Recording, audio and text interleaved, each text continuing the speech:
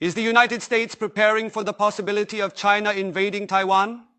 The commander of U.S. Forces Korea described U.S. troops in Korea as an aircraft carrier in front of China, stressing their necessity for deterring China.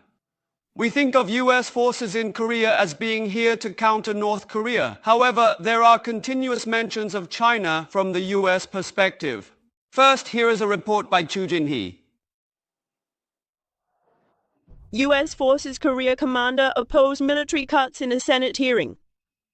Is the potential to impose cost in the East Sea to Russia, the potential to impose cost in the West Sea to China, and to continue to deter against North Korea.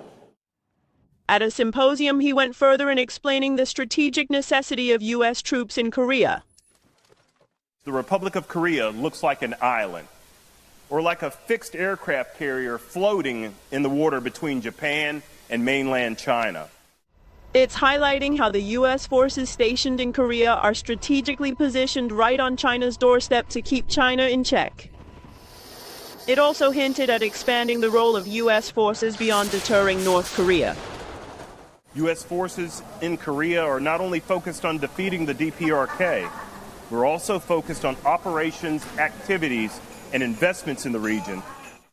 Experts point out that as the U.S.'s target shifts to China, they are likely to demand greater strategic flexibility for U.S. forces in Korea. The strategic rivalry with China isn't new, so it's inevitable that the U.S.'s ultimate focus is on China.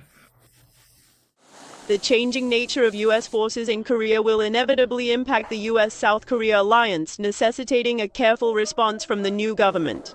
This is Chu Jin-hee reporting for MBN News.